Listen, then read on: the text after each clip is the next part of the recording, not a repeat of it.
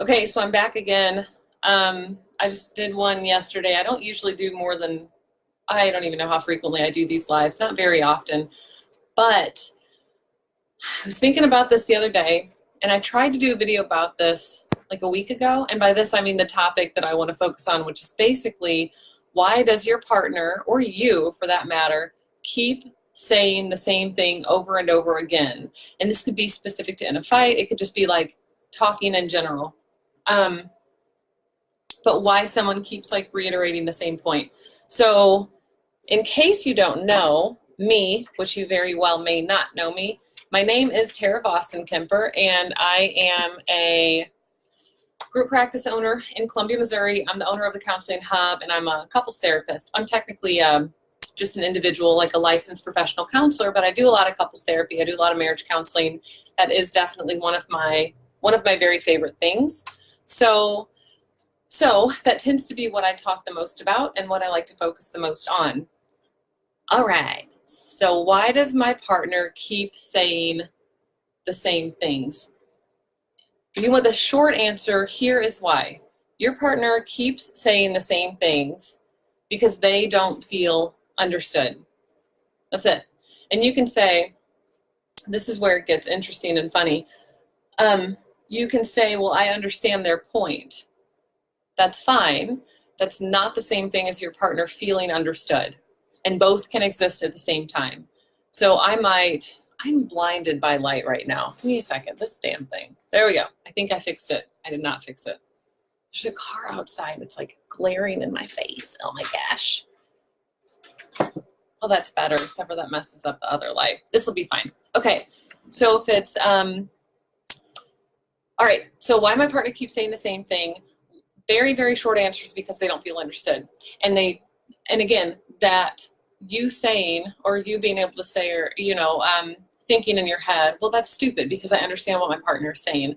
And you can't lie. You know that you have this fight. Every couple has a fight, if not a couple of fights, that they have over and over and over again. That's expected. That's normal. That's just the nature of a relationship, is that there are perpetual disagreements, and that in the percentage doesn't change. It's about 16, I'm about 70, but it's technically 69% based on research. So 69% of issues are ongoing and they're not resolvable. You can't actually fix them.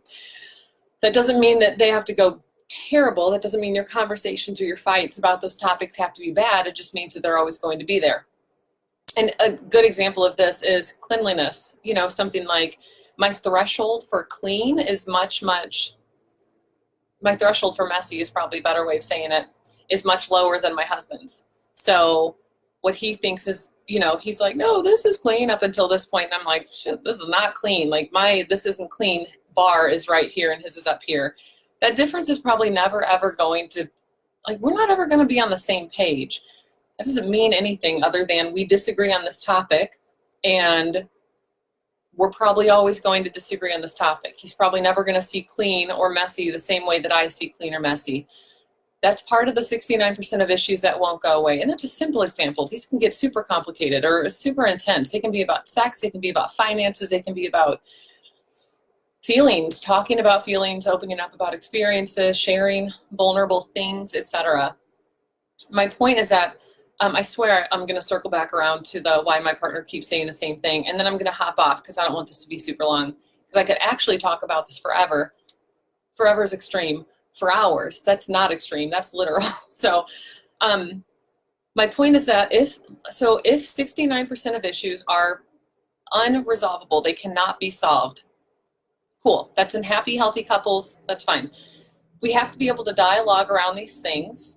That's super important. That's actually the key to the happy, healthy couples, is that even though they disagree, they're able to talk about their own belief systems and sides, if you will. I don't like saying that because it's like, sides, we're like against each other.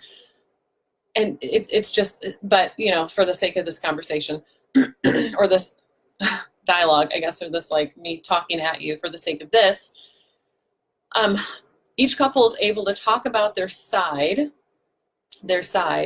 and feel understood. That's the key to making sure that you can dialogue around the ongoing, not solvable, lifelong or relationship long issues that the two of you will have, or the relationship long disagreements that the two of you will have. So, and again, it's not enough to say, I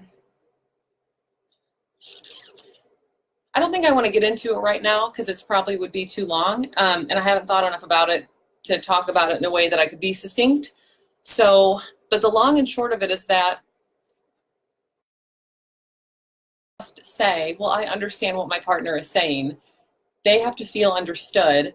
And in order to do that, it basically takes really tuning in and listening to what's being said and like poking around and asking questions and exploring the origin of their thoughts and exploring their feelings at a deeper level. And it sounds really esoteric, but it can be pretty structured in how you do this.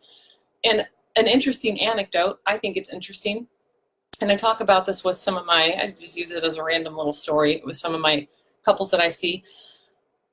There's this, I forget his name, he did some research on people, and I think he actually was recording a therapy session with consent. Obviously, we don't record without any consent.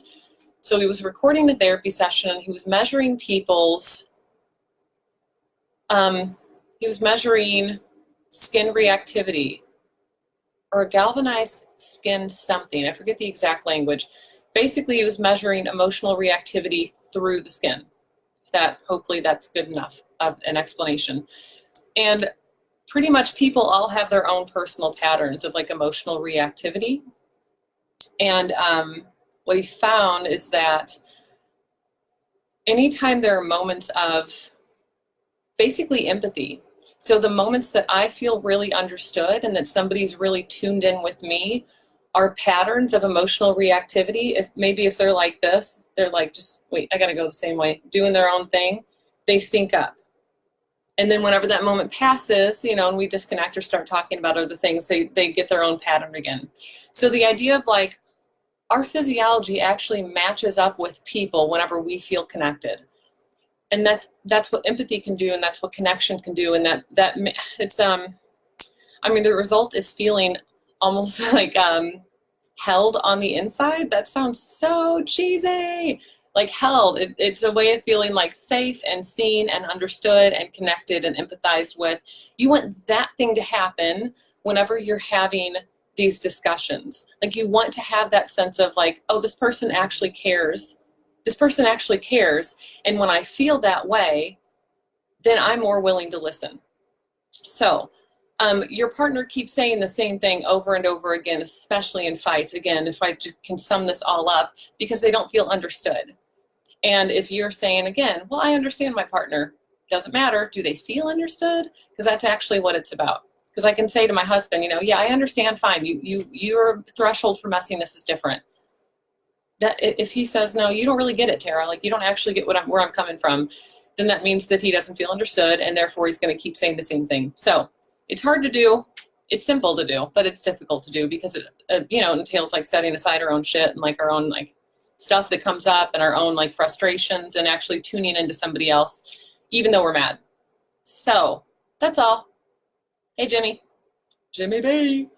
Jim Button is on here right now. He has a great podcast called Let's Get Comfortable. So if you're in the mood for some bro talk about food and life, then I would tune in to Jim's podcast. All right, y'all. Have a fantastic